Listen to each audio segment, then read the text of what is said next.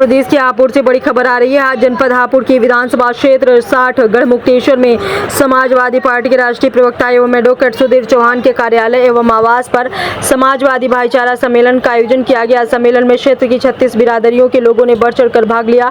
कार्यक्रम के दौरान हजारों की संख्या में लोगों की मौजूदगी से कार्यालय परिसर में जनसैलाब जैसा नजारा देखने को मिला। सम्मेलन में सामाजिक एकता, भाईचारे और आपसी सौहार्द को मजबूत करने पर जोर दिया गया। बड़ी संख्या में कार्यकर्ताओं, समर्थकों और क्षेत्रवासियों ने कार्यक्रम में पहुंचकर अपनी उपस्थिति दर्ज कराई। सुधीर चौहान के विधानसभा क्षेत्र 60 गढ़मुक्तेश्वर से आगामी विधानसभा चुनाव की तैयारी करने की चर्चा के बीच उनके कार्यालय पर उमड़ी भारी भीड़ को राजनीतिक रूप से भी अहम माना जा रहा है। समर्थकों में खासा उत्साह दिखाई दिया और लोगों ने समाजवादी विचारधारा को मजबूत करने का संकल्प व्यक्त किया।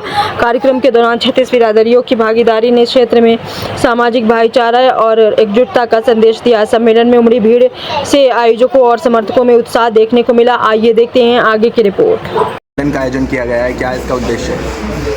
आज जिस भाईचारा सम्मेलन में हम आए हैं, ये समाजवादी पार्टी की ओर से जिला कार्यकारिणी और इसके जो आयोजक है सुधीर चौहान जी ने कराया है। इसका एक ही मकसद है कि जो हमारे उत्तर प्रदेश में भारतीय जनता पार्टी की सरकार चल रही है, जिस तरह का माहौल उन्होंने बनाया हुआ है, गरीब, मजदूर, दलित, जिस तरह लोग परेशान हैं, उनको छुटकारा देने के लिए, एक मैसेज देने के लिए घर घर समाजवादी पार्टी का देना है। जैसे कि आपने कहा कि शोषण कर रही है, तो सरकार तो कह रही है कि उसमें जो है राज उसका सही चल रहा है, और अगर अपराध की भी बात करें तो जो माफिया हैं उनके बुलडोजर कार्रवाई की जा रही है, रण छोड़ के भाग रहे हैं अपराधी। किस तरह से देखते हैं आप?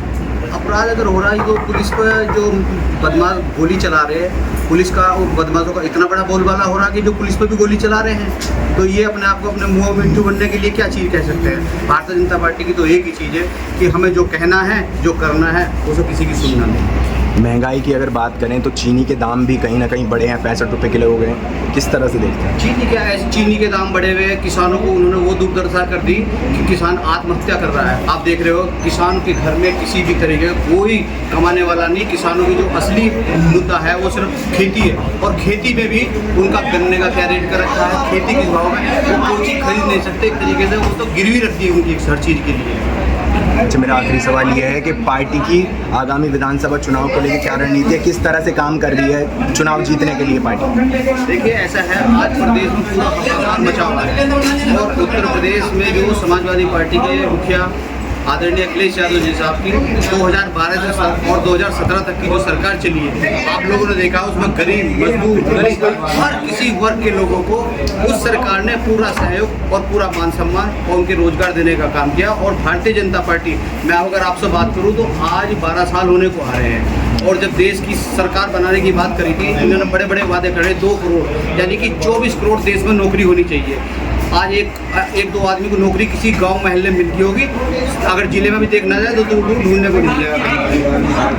सर, पूरे उत्तर प्रदेश में पीडीए पंचायत चल रही है, तो क्या 2027 में पीडीए पंचायत से चुनाव जीत जाएगी समाजवादी पार्टी? पीडीए एक नारा नहीं है। पीडीए एक गरीब, दलित, मजदूर, उसकी आवाज़ है, और उसके नेता अखिलेश यादव। और जो पीडीए का जो आपने जिक्र करा, इसमें वो पीड़ित लोग किसी भी समाज के होंगे जिनका अत्याचार हो रहा है, जिनके पास जुल्म हो रहा है, वो एक प्लेटफार्म पर आकर समाजवादी पार्टी को पूरे सपोर्ट करेंगे।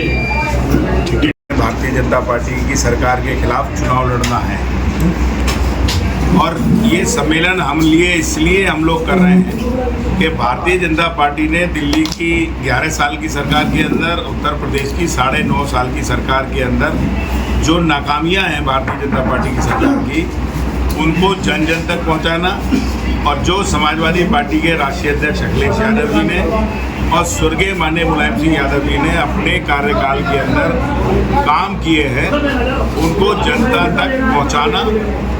इसलिए ये भाईचारा सम्मेलन, सद्भावना सम्मेलन हम लोग कर रहे हैं, क्योंकि भाईचारा सम्मेलन की आवश्यकता, ज़रूरत इसलिए है कि भारतीय जनता पार्टी ने लोगों को भटकाने के लिए रोजगार जैसे मुद्दे से लोगों को भटका दिया, लोगों को शिक्षा जैसे मुद्दे से भटका दिया, लोगों को महंगाई जैसे मुद्दे से भटका दिया, लोगों को विकास जैसे मुद्दे से भटका दिया, लोगों को स्वास्थ्य जैसे मुद्दे से भटका दिया।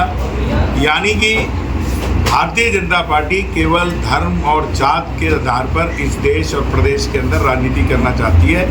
हम लोगों का मकसद जनता को यही संदेश देना है कि इन सारी चीज़ों से ऊपर उठकर जो नफरत की राजनीति भारतीय जनता पार्टी कर रही है, हम सब इकट्ठे हो और 2027 में अखिलेश यादव जी के नेतृत्व में उत्तर प्रदेश की सरकार बनाए।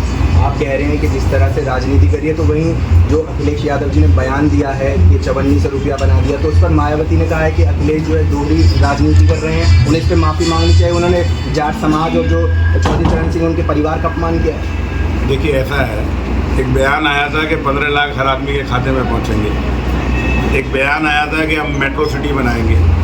एक बयान आया था कि हम 2 करोड़ नौकरियां देंगे।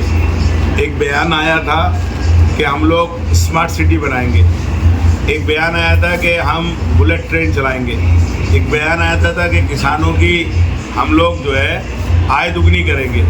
एक बयान आया था कि हम लोग 90 दिन के अंदर उत्तर प्रदेश के अंदर जितने भी गरीब लोग हैं या जितने भी बेरोजगार हैं उत्तर प्रदेश में सरकारी पद खाली हैं, उन्हें हम लोग भरेंगे।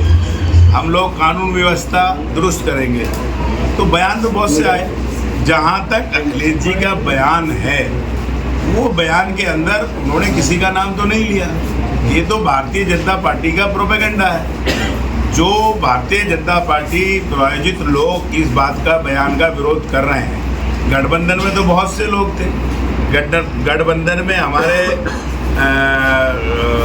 राजभर जी थे, गठबंधन में संजय निषाद थे, हमारे गठबंधन में अपना दल की पल्लवी पटेल थी, हमारे जीएन चौधरी साहब थे। तो गठबंधन में बहुत सारे लोग थे, तो उन्होंने किसी का नाम तो नहीं लिया। तो ये एक प्रायोजित वो है। और जहाँ तक चौधरी चरण सिंह जी का सवाल है, इस पूरी दुनिया में लोग जानते हैं, पूरे देश के एक लोग जानते हैं कि वो कितने महान नेता थे। वो मुलायम सिंह यादव जी थे जिन्होंने उनकी विरासत को संभाला, जिन्होंने उत्तर प्रदेश की विधानसभा के अंदर चौधरी साहब की मूर्ति लगवाई, जिन्होंने चौधरी साहब के जब सरकार बनी तो चौधरी चरण सिंह जी के नाम पे बहुत सारी योजनाएं चलाई। और जहाँ तक सवाल है उन लोगों से, जब भारतीय जनता पार्टी ने चौधरी चरण सिंह जी की, जब अजीत सिंह जी चुनाव हारे तो खड़मास का समय था, देश के अंदर बड़े बड़े लोगों की म्यूजियम है, जाहिर सी बात है बड़े लोगों ने योगदान दिया उनके म्यूजियम में। क्या चौधरी साहब का म्यूजियम पूरे दिल्ली के अंदर कोई है? उनकी जिस कोठी में 30 साल रहे थे वही म्यूजियम बना देना चाहिए था।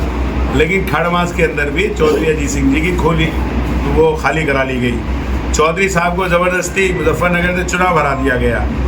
तो वो लोग जो चौधरी चरण सिंह का अपमान करने वाले लोग हैं, वो चौधरी चरण सिंह जैसे महान व्यक्तित्व को, चौधरी अजीत सिंह जैसे महान नेतृत्व को, ऐसे लोगों को सम्मान करने का सबक हम लोगों को ना दें। आगामी विधानसभा चुनाव को लेकर पार्टी की क्या तैयारियां हैं, किस तरह से आपकी रणनीति तैयार करिए चुनाव? देखिए, भारतीय जनता पार्टी ने एक मैनिफेस्टो जारी किया था और कहा था ये मैनिफेस्टो नहीं है, ये वचन पत्र है।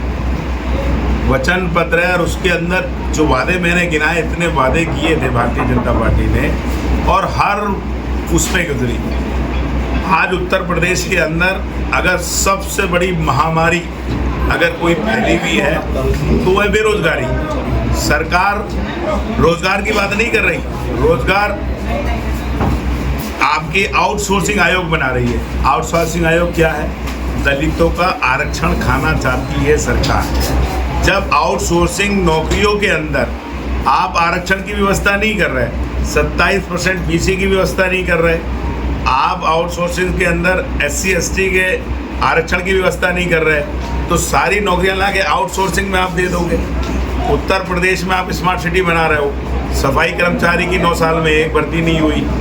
आप बिजली व्यवस्था कह रहे हो 24 घंटे बिजली देंगे, एक लाइनमैन की भर्ती नहीं हुई, एक SSO की भर्ती नहीं हुई। तो मेरा कहने का मतलब ये है कि भारतीय जनता पार्टी की सरकार ने लोगों को रोजगार ना देकर लोगों को अपराधों की तरफ धकेलने का काम किया है। पढ़ा लिखा नौजवान है, जब नौकरी नहीं मिलेगी तो क्या करेगा? या तो सुसाइड करेगा या अपराध की तरफ जाएगा। तो उन मुद्दों को लेकर हम जनता के बीच में जाएंगे नौजवानों से कहेंगे कि समाजवादी पार्टी की सरकार आएगी तो हम नौजवानों को जैसे पहले रोजगार दिया था उसी तरह से रोजगार देने का काम करेंगे। किसानों की आय दुगनी करने की बात की थी। आप मुझे बताओ, आज किसान बदहाल है, किसान की ज़मीन एक्वायर कर रहे हैं। रात रात में नोएडा के अंदर आदमी सोते गांव के अंदर हैं और शहर कर देते हैं। शहर में मुआवजा जो है दुगना देना पड़ता है। रात रात में स्टेटस बदल देते हैं गाँव का। उसी तरह से जिस जगह पे उन्हें भूमि एक्वायर करनी है, गंगा एक्सप्रेसवे है, आप जाके देख लो, उस एरिए में जहाँ एक्वायर करनी है वहाँ की ज़मीन के सर्किल रेट ही नहीं बढ़ाएंगे, जहाँ पे और जगह रेट बढ़ा देंगे। तो सरकार अपनी योजनाओं के लिए, आप मुझे बताओ, ये इंडस्ट्रियल कॉरिडोर बना रहे हैं सब जगह। आपने बनाया पूर्वांचल एक्सप्रेसवे, आपने बनाया दूसरा एक्सप्रेसवे बुंदेलखंड, कितना इंडस्ट्रियल एरिया बना दिया, कितना इन्वेस्टमेंट आ गया। लेकिन किसानों की ज़मीन लूटने के लिए भारतीय जनता पार्टी इस तरह के ढकोसला कर रही है। इन सारे मुद्दों को लेकर हम लोग जनता के बीच में जाएंगे और हम लोगों को पूरा विश्वास है, जो धर्म और जात की चाशनी भारतीय जनता पार्टी ने लोगों को गुमराह किया था, इस बार वो उतरेगी और उत्तर प्रदेश में समाजवादी पार्टी की सरकार बनेगी।